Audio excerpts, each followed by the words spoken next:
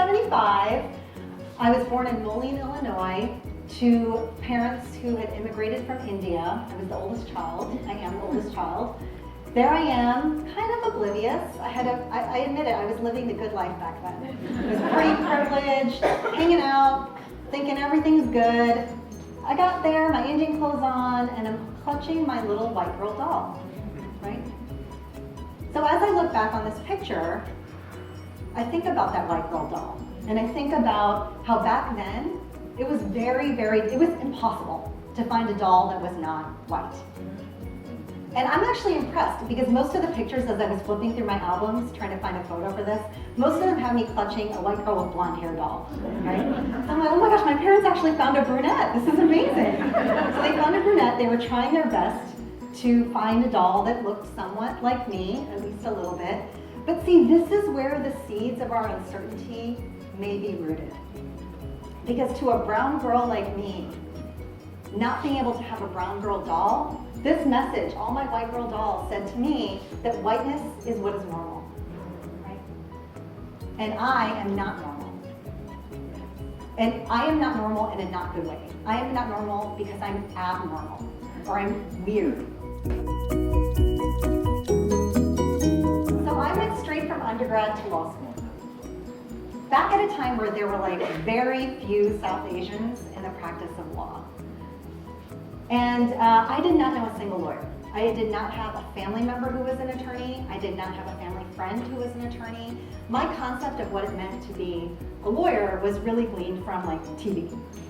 And we know for better and worse, that is not accurate. And let me tell, I already told you how old I am, because I told you 1975, so I'm going to tell you, it's Ally McBeal. That is not what it's like, for better and worse. So all of a sudden, I show up to orientation at Berkeley, and I'm like all excited. I'm like, oh my gosh, this is going to be so exciting. I found my people. My people are going to be there. I'm going to be surrounded by a bunch of nerds like me. Yay! And I show up. I walk into orientation that first day, and I have like the rudest awakening because all these classmates are speaking with each other in this language I have never heard in my life. They are using words I've literally never heard these words. And I'm thinking to myself, oh my God, I'm literally feeling panicky as I'm telling you this story. I'm starting to panic. I'm like, was there an assignment sent out over the summer that I never received? Like, why don't I know what they're talking about? And I finally realized there was no assignment sent out over the summer. These folks were speaking in legalese because many of them had spent that summer working in their parents' or their aunt or their uncle's law office. And, right, and I had not done that. I was watching Ally McBeal reruns. So, this is problematic. But what this did was it took away that one place of belonging I had. That one place where I felt confident and I felt like, this is who I am. And it's okay to be who I am. That was no longer the case. So, I had a pretty unhappy experience in law school, and my first year in particular was very, very challenging. Value is part of the process of questioning what you see as gaps in your qualification.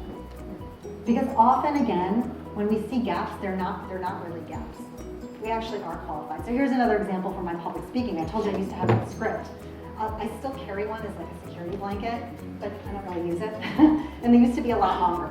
So I was at a client's and I had like probably a script twice the thickness of this. And their podium had like the most narrow lip.